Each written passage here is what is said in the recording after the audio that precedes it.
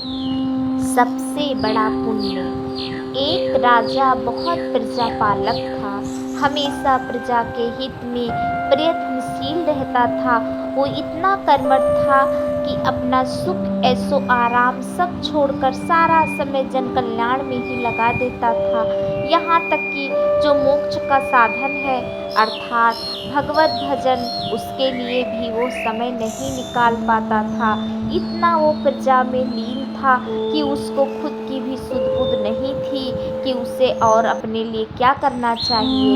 एक सुबह राजा वन की तरफ भ्रमण करने के लिए जा रहा था कि उसे एक देव ने दर्शन देते हुए राजा ने देव को प्रणाम करते हुए उनका अभिनंदन किया और देव के हाथों में एक लंबी चौड़ी पुस्तक देखकर उसने पूछा, महाराज आपके हाथ में ये क्या है? देव बोले, राजन ये हमारा बही खाता है जिसमें हम सभी भजन करने वालों के नाम लिखते हैं। जो जितना पुण्य जिसने किया है हम उसका इसमें लेखा जोखा रखते हैं और उसी के अनुसार मनुष्य को कर्म का फल देते हैं। राजा ने निराशा युक्त भाव से पूछा, कृपया देखिए तो इस किताब में कहीं मेरा भी नाम है या नहीं? देव महाराज किताब का एक एक पृष्ठ उलटने लगे, परंतु राजा का नाम कहीं नजर नहीं आया, क्योंकि राजा तो भगवत भजन करता ही नहीं था। वो हमेशा प्रजा की सेवा में लगा रहता था। राजा ने देव को चिंतित देखकर कहा, महाराज आप चिंतित न हो, आपके ढूंढने में कोई कमी नहीं है। वास्तव में ये मेरा दुर्भाग्य है, मैं भजन कीर्तन के समय नहीं निकाल पाता, इसलिए मेरा नाम यहाँ नहीं है। उस दिन राजा के मन में आत्मग्लानि उत्पन्न हुई। इसके बावजूद भी उन्होंने इसे नजरअंदाज कर दिया और पुनः परोपकार की भावना के लिए दूसरों की सेवा करने में लग गया। उसने ये ध्यान नहीं दिया कि अगर मैं भजन कीर्तन करूं तो मेरा भी नाम पुण्य के बही खाते में दर्ज हो जाए। फिर वो प्रजा की सेवा करने लगा। कुछ दिन बाद राजा फिर सुबह वन की तरफ टहलने के लिए निकले तो उन्हें वही देव महाराज के दर्शन हुए। इस बार भी उनके हाथ में एक पुस्तक थी। इस पुस्तक के रंग और आकार में बहुत भेद था और ये पहली वाली से छोटी भी थी। राजा ने फिर उन्हें प्रणाम करते हुए पूछा, महाराज आज कौन सा बही खाता आपने अपने हाथों में लिया है? कृपया बताने का कष्ट करें कि ये कौन सा बही खाता है और इसमें कौन सा लेखा जोखा है। देव ने कहा, राजन आज की बही खाते में उन लोगों का नाम लिखा है जो ईश्वर को सबसे अधिक प्रिय है। राजा ने कहा, कितने भाग्यशाली होंगे वे लोग, निश्चित ही वे दिन रात भगवान का भजन करते होंगे, लीन रहते होंगे। क्या इस पुस्तक में कोई मेरे राज्य का भी नागरिक है?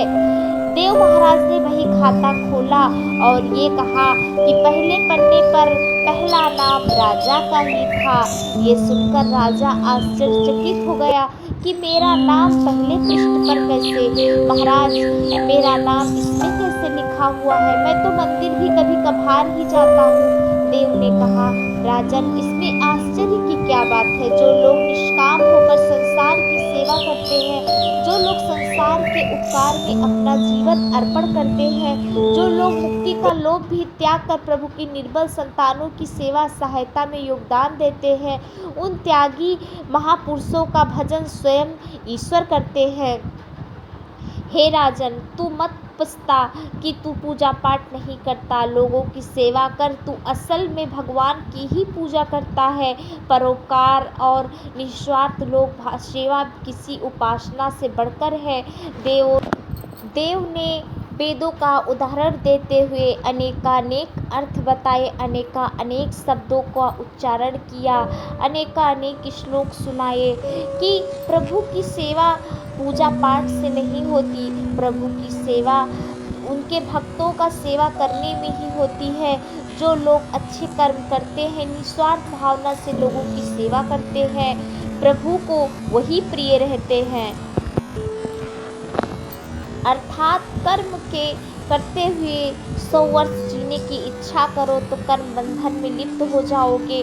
राजन, भगवान दीन दयालु हैं, उन्हें खुशामद नहीं भाती बल्कि आचरण भाता है। सच्ची भक्ति तो यही है कि परोपकार करो, दीन दुखियों का हित साधन करो। अनाथ, विधवा, किसान व निर्धन अत्याचारियों को सताए जाते हैं, इनका यथाशक्ति सहायता और सेवा करो। यही परम भक्ति है। ईश्वर इसी से प्रसन्न होते हैं। कलयुग में और सतयुग में, हर युग में प्रभु सिर्फ और सिर्फ लोगों के भाव से प्रसन्न होते हैं, ना कि उनकी पूजा अर्चन से। राजा को आज देव के माध्यम से बहुत बड़ा ज्ञान मिल चुका था और अब राजा भी समझ गया कि परोपकार से बड़ा कुछ भी नहीं, और जो परोपकार करते हैं वही भगवान के सबसे प्रिय होते हैं।